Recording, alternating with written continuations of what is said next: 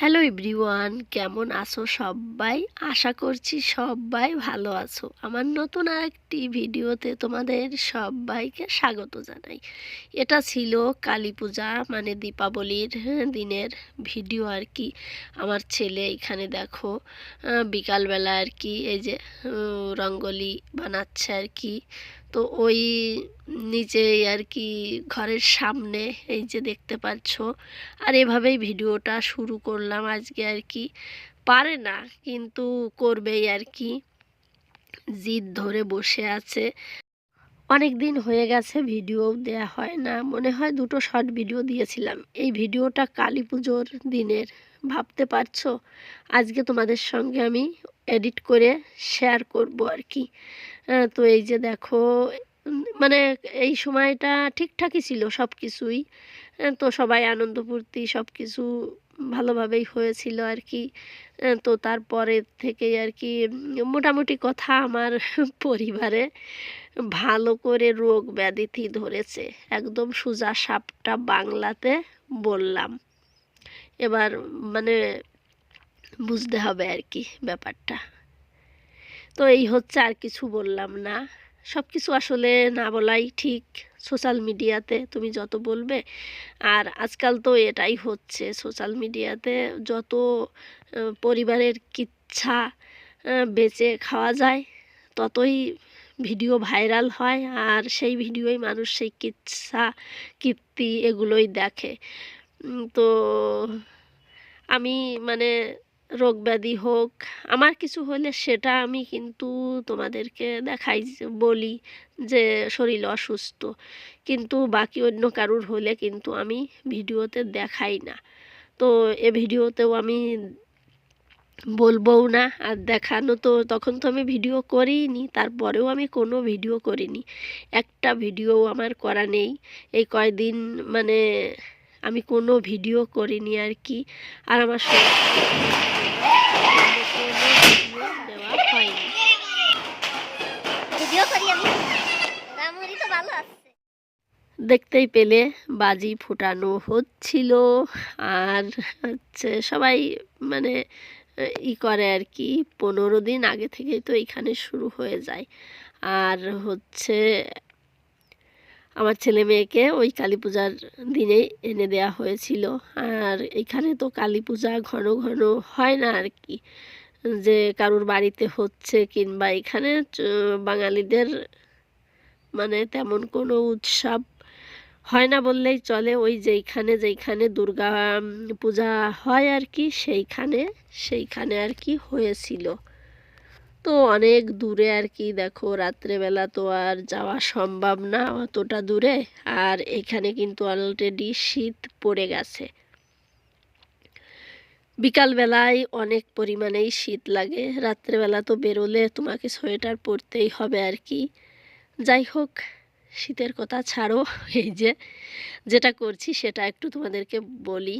এই যে প্রদীপ, এইখানে কিন্তু ওই কলকাতার মতো 14 শাক 14 প্রদীপ মানে ভূত চতুর্দশীর দিনে করে, তো ওগুলো এইখানে আর করা হয় না। ওই দীপাবলির আগের আগের দিন বলছি, সরি কী যে বলছি, মানে কালী পূজার আগের দিনে এই প্রদীপ জ্বালানো হয়, এটাকে তো এখানে দিয়া বলে। আবার কালী পূজার দিনেও বাস ছোটো দিওয়ালি বড় দিওয়ালি এটাই বলে। তো এই যে নিচেই উপরে সব জায়গাতে আর কি প্রদীপগুলো দিয়ে দিচ্ছি, আর মোমবাতি আছে সেগুলো ছাদের উপর দিয়ে আর কি ধরাবো একটু পরে, সেটাও তোমাদেরকে দেখাবো। তো আমি কিন্তু 2 দিন আর কি ধরিয়েছিলাম একসঙ্গে আর কি, সেই ভিডিওটা তোমাদের সঙ্গে শেয়ার করছি। এই দেখো ছাদের উপরে চলে এসেছি, আর কত সুন্দর দেখাচ্ছে তাই না চারিদিকে, এই সময়টা আসলে আলোয় আলোকিত হয়ে ওঠে আর কি। এই যে ছোট ছোট যে আছে না, কীরকম বলবো, অনেক ধরনেরই তো ক্যান্ডেল এখন পাওয়া যায়। তো তার ভিতরে থেকে এক ধরনের আর কি, ওই যে রাত হয়ে গেছে দেখাতেও পারছি না। আর আমার ছেলে এখানে আর কি এই যে নিচে থেকে চলে এসেছে, একা একা পারে না, ধরিয়ে দিতে হয়।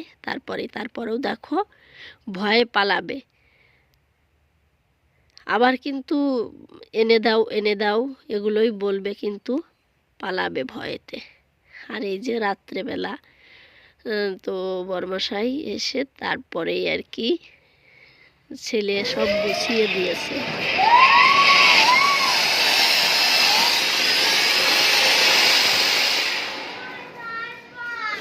আমি একটা ধরাবো।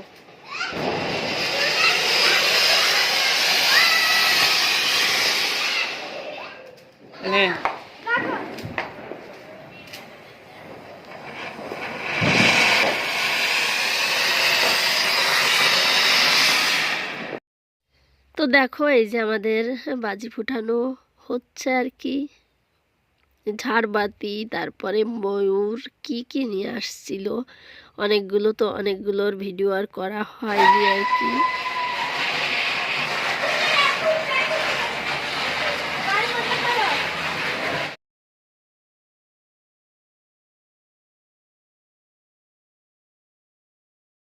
এটা হচ্ছে পরের দিন সকালবেলায় যে রান্নাঘর থেকে ভিডিওটা আবার কন্টিনিউ করছি।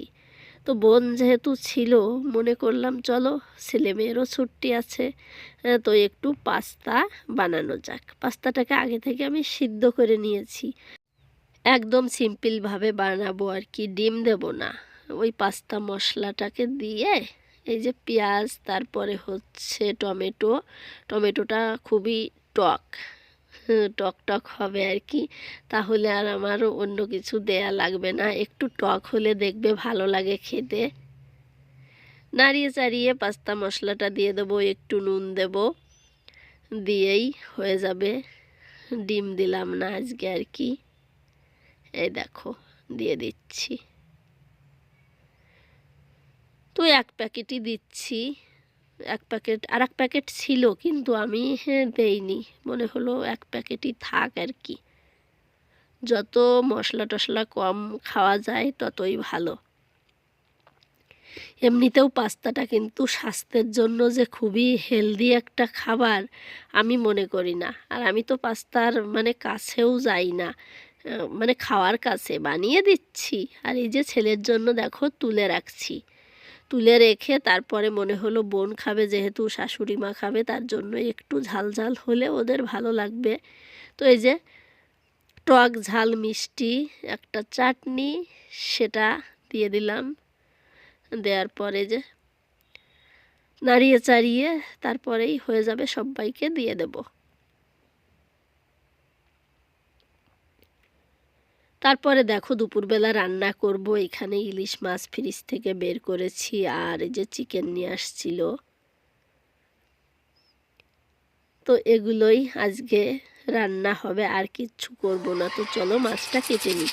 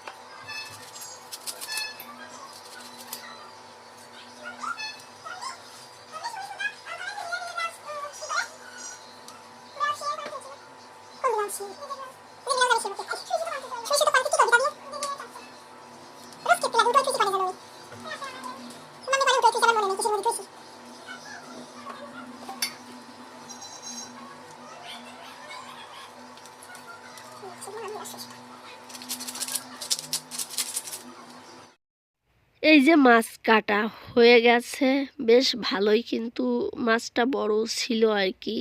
আর এই যে চিকেন, এগুলো এখন ধুয়ে নেব। এই দেখো রান্না প্রায়ই হয়ে আসছে, মধ্যম অবস্থাতে আর কি। তখন আমি মনে হলো যে আমি তো সকাল থেকে ভিডিও করছিলাম, সরি সকাল থেকে না, কালকে থেকে তো ভিডিওটা কন্টিনিউ করি। তখন বললাম যে শুধু মাছের ঝোল আর হচ্ছে চিকেন করবই। দেখো আবার রান্না করতে করতে মাথাতে এলো লাউয়ের ঘন্ট করব আর কি, ওই মাছের মাথা দিয়ে। তো ঘন্টটা কিন্তু ভালোই হয়েছিল খেতে, আমার কাছে তো ভালো লেগেছিল। আর এই যে হচ্ছে ইলিশ মাছের তেল ঝাল, তো একটু ঝোল ঝোল করেছি, লোক সংখ্যা একটু বেশি আর কি, বোনের বড় আসছিল। তো এই যে শুধু কাঁচা জিরে লঙ্কা বাটা দিয়ে আর কি করেছিলাম, একটু গরম মশলা দিয়েছিলাম কি না এখন আমার মনে পড়ছে না এই মুহূর্তে, তার জন্য বলতে পারলাম না। ওই জিরে কাঁচা লঙ্কা বাটা দিয়ে রান্না করলেই ইলিশ মাছ বেশি ভালো লাগে দেখবে, কিন্তু ঝোলটার টেস্ট হয়েছিল। আর এদিকে চিকেনও এই যে প্রায় হয়ে এসেছে, আর একটু মানে কষিয়ে নামিয়ে নেব। ভিডিওটা ভালো লাগলে অবশ্যই একটা লাইক দিও, কমেন্ট করো, চ্যানেলটিকে সাবস্ক্রাইব করে পাশে থেকো। দেখা হবে নেক্সট ভিডিওতে।